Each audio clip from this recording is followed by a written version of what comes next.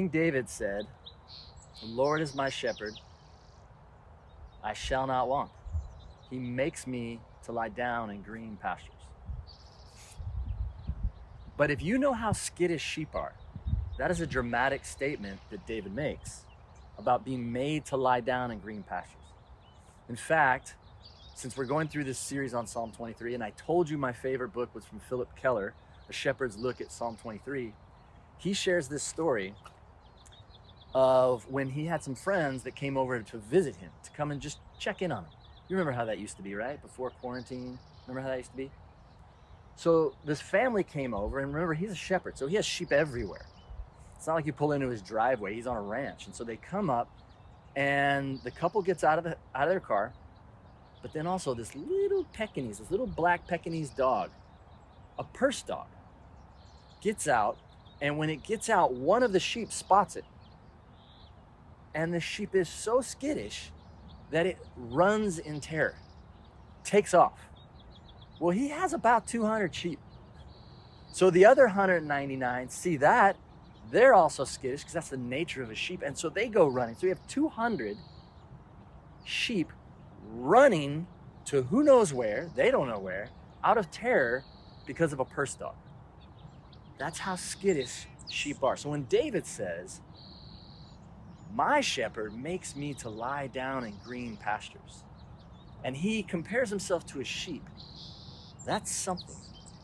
You see, because for sheep, there's 4 primary things that get in the way of them resting, of them lying down. Number 1, they have to feel safe.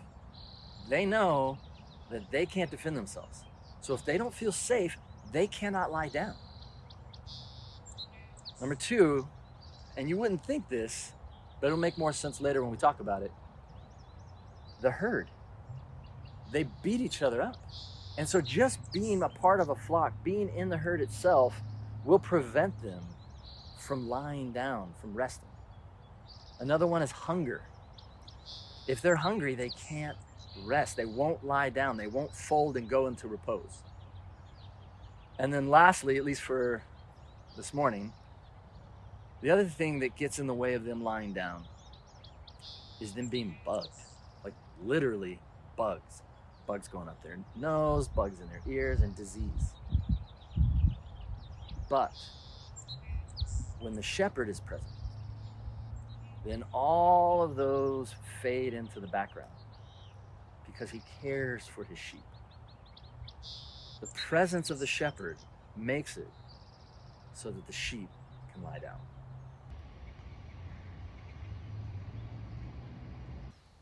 King David knew that he was like a sheep. See, because before he was a king, he was a teenage shepherd. And as he's looking back in his life, he can look back and see, wow, I'm a lot like these sheep that I used to care for. And as he looks at that, he realizes it's not just the sheep that have all these issues, it's him. Just like you and me, he's in this situation where he realizes, you know what? There's a lot of times I don't feel safe. There's a lot of times that I'm hungry. There's a lot of times that the people around me make me feel irritable, or they make me feel unsafe, or they bully me. Or there's times when I've just succumbed to sickness or disease or bugs. And he just realizes, you know what? Like these sheep, I'm defenseless. I can put up these walls and these masks and pretend like I got it all together and I'm in control, but I realize that I'm just like these sheep. You know what I'm talking about? Because during this season, and that's the beauty of us going through Psalm 23 together, is that we can realize how much like these sheep we are. I mean, let's face it, we look down at sheep. And if we're really honest with ourselves, we look down on ourselves and we look down on each other. But God loves us. And in that love, he provides himself as our shepherd. So let's deal with the very first factor that we talked about, that's safety, the importance for safety. So sheep, like we talked about with a little Pekingese dog, they're very skittish because they know they can't defend themselves. They've got nothing. They don't have teeth to defend themselves. They don't have any kind of talons or any kind of strength. They're weak, very weak. In fact, there's stories of sheep, when a rabbit pops out, they'll just take off. And they'll go running because of a little rabbit. And there's been plenty of instances where ewes, which are the female sheep, when they're pregnant, they'll be so harried and so afraid, and they'll just keep running until they slip their unborn babies. Because all rationality just goes flying out the window because they don't feel safe. And that's much how it is like with us. We need to be in a position where we can feel safe. And yet, how hard is it for you to sit and lie and rest right now? I mean, you're given permission. And I know many of you are still working and moving, but still the schedules are for the most part, for most of us, calmed down. And yet we still can't rest. We still can't lie down because underneath the surface, we don't feel safe. And so what we try to do in normal life, or even now, is cover it up with productivity, or cover it up with identity, or cover it up with power, because we don't have it. And so during this season, this is a great time for us to reflect and go, you know, why is it that I have such a difficult time to slow down and to rest? Why am I doing all these things? Pascal, the great mathematician, said, there is nothing more frightening for a human being than to be alone in a room by themselves. You know what I'm talking about, right? That thing that comes up is that fear, that lack of safety, even by yourself. The word that's used to mean lie down, it means like an animal when they fold their legs, like a sheep, when they fold their legs and they can just lie down. They kind of they unfold and then they fold and they just fall to the ground. And if you've ever seen a sheep lying down, it's rare, but when they do, you can just see it on their face. They're chewing the cud. And they just look tranquil. That's what that word means. To lie down means to not only lie down, but to rest and to be tranquil. And during this season, I've had a hard time doing that because a lot of those issues are coming to the surface. A lot of those areas of unsafety. I'll find it hard to go to sleep at night, or I'll fall asleep and then I'll just wake up and I'm like, why am I up right now? And I can't even think consciously what it is that's keeping me up, because it's things underneath the surface. So I'll just stop. I'll focus on my breathing. I'll meditate. And as I'm meditating, as I'm washing everything away, the lack of safety comes to the surface. And during that time, when my mind's flipping, what it's doing prior to me meditating is it's reaching for anything else that can cause safety. Well, do we have anything in savings? Well, what if the finances turn this way? Okay, so if I do this and I do that, then I'll stay healthy. I won't get sick. If I keep my kids and I do this, I'm looking at all the things I can reach out to make me safe. But the truth is, the only thing, like David said, that's going to give me that tranquility, that confidence of safety, is my good shepherd. And I've seen it. I've seen it in dramatic times and I've seen it in subtle times, where when God's presence is recognized by me, because he's here, but when I recognize it, then I can lie down. So the other thing about sheep that keeps them from lying down is the herd. It's the flock. In fact, you've heard with chickens, they have a thing called a pecking order. That's because the chicken that can peck the hardest, that one is kind of the boss hog. Every animal or organism has this kind of hierarchy. And so with sheep, it's called, they do, it's the butting head sheep. It's the one that is the biggest, the strongest, that can hit the hardest with their head, because that's how they bully each other, really. And so you've got this sheep, and usually they're the ewes, because they're the women and they're the biggest and they've got the babies and they're the strongest because they need to be. And so when they see another sheep lying down and resting, for some reason, that's the one they need to bully. And so they'll walk right up to the sheep, boom, and just start bullying the other one for no reason whatsoever. Sounds crazy, doesn't it? And yet we do the same thing. For some reason, one of the most difficult things that causes us to not be able to rest, to not be tranquil, is other human beings. They get in the way. In fact, we have our own kind of hierarchy, don't we?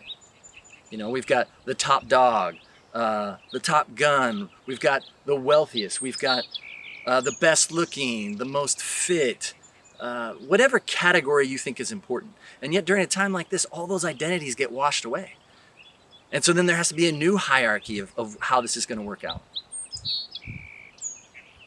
For us to be able to lie down, for us to be able to rest, we need to be honest. We need to be honest about these rivalries, about this petty jealousy. Of course, it happens in the church. It happens with all Christians, and it happens with all people. It happens at the grocery store with the employees. It happens in the hospitals. It happens on the Little League baseball teams. It happens in schools.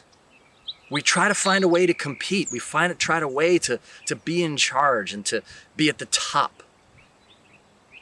But that causes all this friction and we can't lie down. And so the beauty is with sheep is that when the shepherd shows up, the butting head ewes, their rivalries disappear. They wash away.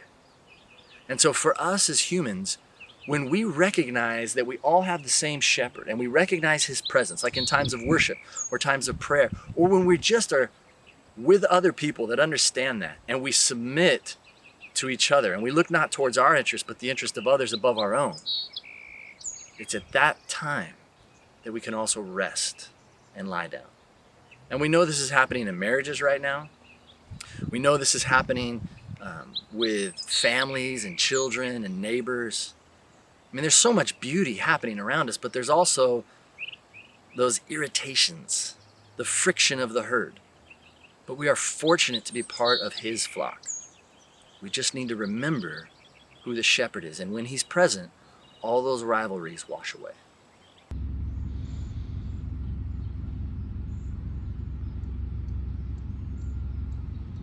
So the third factor that gets in the way of a sheep being able to lie down, or for us even, to be able to rest, to be tranquil, and to flourish, is our hunger. So when David says that the Lord is his shepherd and he makes him to lie down in green pastures, we have this picture in our mind of pastures like up on the hill where we're at. Full disclosure, we're not in Israel. So it doesn't look like this. In fact, in Israel, it's a desert. In the place where David would have been the shepherd, there's probably like 30 days a year where there would be rain. And so they're walking through dry areas, which is actually good for the sheep. But when it comes to hunger, it's not like you would imagine with thick alfalfa fields. In fact, it probably looks like this. It's not this kind of species of grass, but it's just thin. They would be in the little cracks. And so a good shepherd would have to know the area and would have to take his sheep into these places to walk them along where these cracks are. So the unique thing is when David says that he makes me to lie down in green pastures means that he's fed. But don't imagine that David was always in plenty. Because as we shared in the weeks before, he wasn't. He lived a life like us. There's going to be seasons in our life, which is very normal. In fact, just like the rain in Israel, the wet days are going to be a lot less than the dry days. But yet the Good Shepherd will still guide us so that there's enough. And so for us, it's not just about food, that hunger. It's about the other things that we want. And like Paul, the apostle, if we're going to say, I have learned how to be content, in all circumstances. It's understanding God's graciousness and his mercy in what he does provide, in being grateful for what he has given us, and to set our expectations at a realistic level. Because when David says he makes me to lie down in green pastures, he not only can lie down, but he has places to eat. But it's not always going to be, these fields up here for the sheep that he's talking about, this is like Morton's Steakhouse. This is not normal life. You only get those on special times. That doesn't mean that life isn't beautiful. It doesn't mean we can't flourish.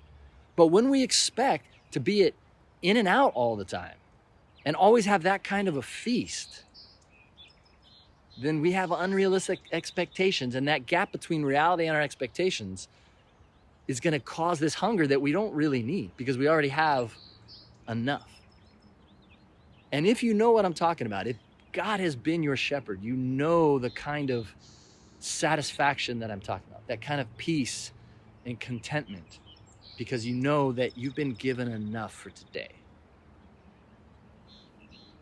Now, I didn't focus on one word because it happens rarely, but it still happens.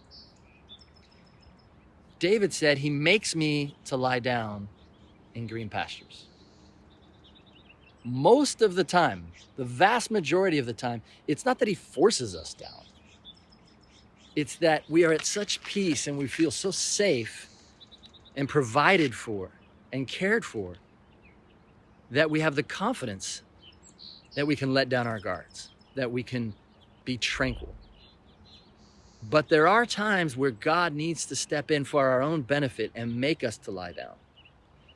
There's a shepherd I saw, and he has this sheep, and the sheep's name is Leah. And he said that this sheep had this sickness or this disease. It wasn't from bugs, although sheep have to deal with that all the time. They can't rest, they can't lie down because bugs will go up their nose and their ears, and from fleas to mites to horse flies. But sometimes they'll get sick. And so Leah, this sheep, was really bloated, and there was some kind of internal sickness. And so he had to apply this medication, but you can't just walk over to the sheep. He had to make Leah lie down for her own good.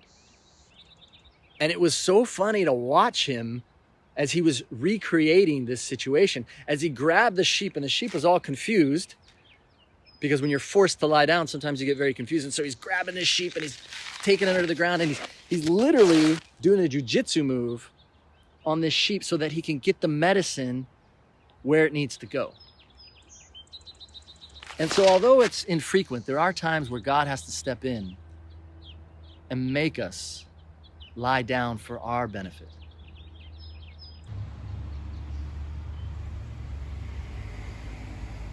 So I don't know if this is a dry season for you or a wet season, but I know that, like David, looking not only back at his life, but notice he says, he makes me.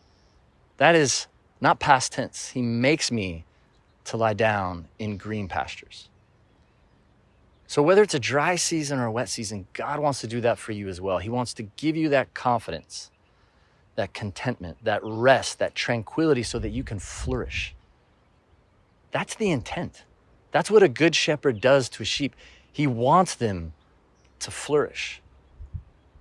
And for that to happen, we need to be honest with ourselves and know there's going to be times where we feel harried. We feel unsafe. There's going to be times when we feel hunger. There's going to be plenty of times where people just bug you and they irritate you. There's going to be plenty of times where you bug and irritate others. And there will be sickness and there will be disease. But when those fears, those concerns, when they rise up, remember it's God's presence that will calm his people. Just like when the shepherd shows up, all of the sheep are at peace with themselves and with each other. It's the same for us. So when that happens, turn to him. And remember the words of Jesus, who called himself the Good Shepherd, who talked about us as his sheep. He said, I will never leave you or forsake you.